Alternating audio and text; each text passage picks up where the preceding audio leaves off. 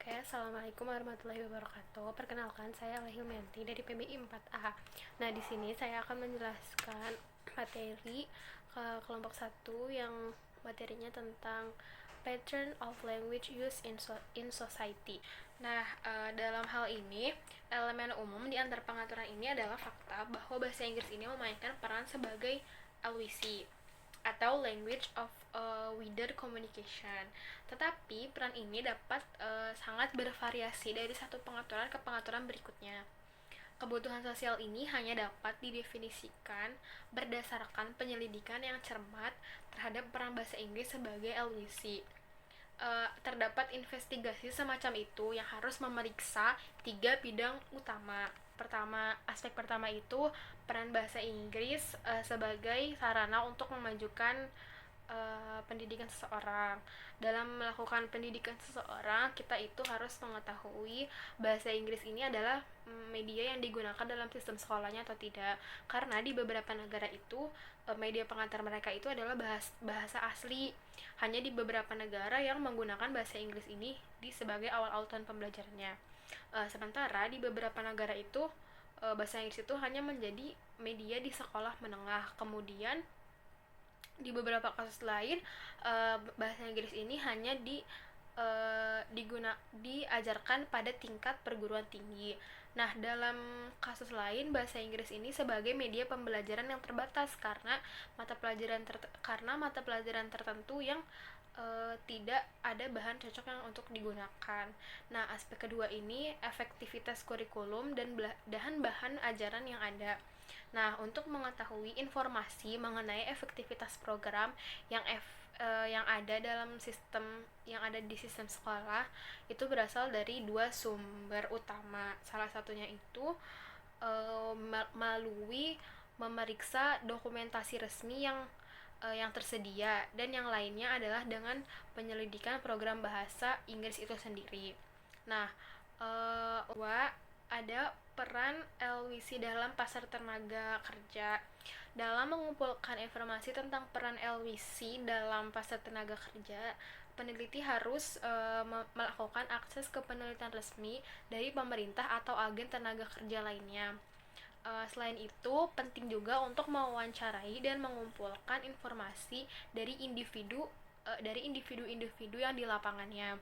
Nah, laporan dari lapangan semacam itu harus mencakup tentang pengusaha, uh, harus mencakup pengusaha, karyawan, dan juga mereka yang merupakan pencari kerja.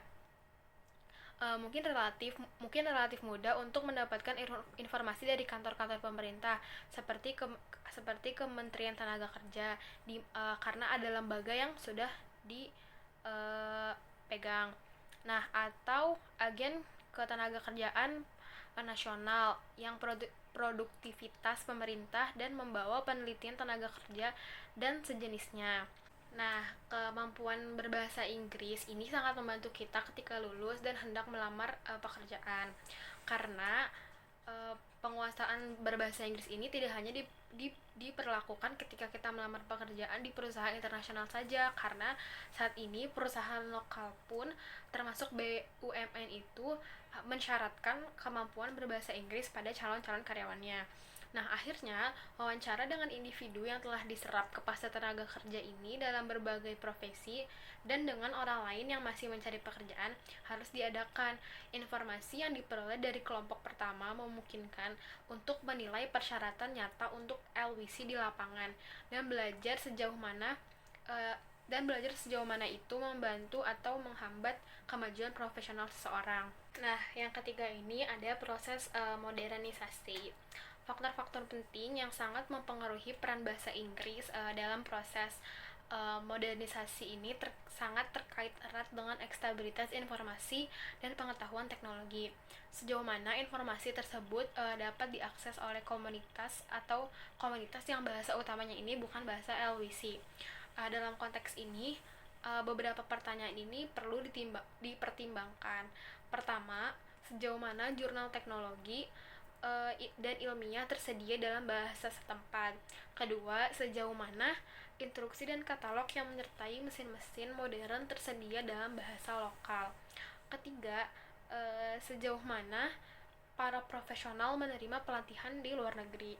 Nah, yang keempat, sejauh mana masyarakat bergantung pada bantuan yang diberikan oleh para ahli asing.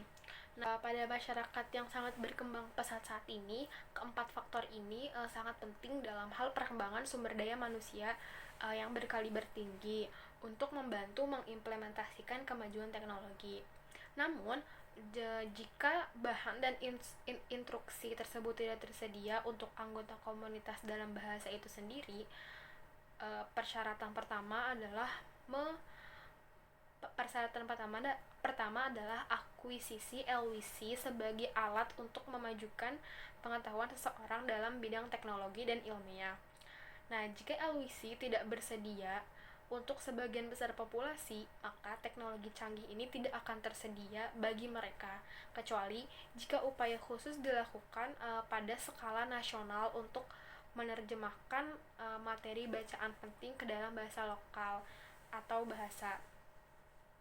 Nah, salah satu penyebab ketertinggalan kita dari negara lain dalam berbagai bidang adalah karena secara struktural dalam sebuah jurnal RISTEM, yaitu belum berada pada tataran yang mengutamakan iptek dalam mengimplementasi berbagai persoalan bangsa termasuk pemulihan akibat krisis yang berkepanjangan.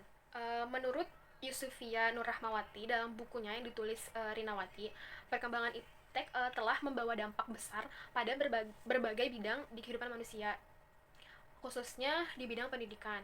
Nah, perkembangan teknologi dalam dunia pendidikan membawa dampak yang sangat positif bagi guru dan siswa serta perangkat pendidik lainnya. Aspek teknologi juga telah dipergunakan dalam kurikulum sekolah sebagai satu upaya menumbuhkan dan memupuk minat serta sikap positif terhadap perkembangan teknologi. Nah, teknologi terutama media pembelajaran salah satu komponen penting dalam proses pembelajaran. Dengan media pembelajaran merupakan alat yang dapat membantu siswa untuk mengerti dan memahami sesuatu dengan lebih mudah. Nah, mungkin itu saja materi tentang patterns of language use in society. Semoga dapat dipahami, dimengerti. Kurang lebihnya mohon maaf. Wassalamualaikum warahmatullahi wabarakatuh.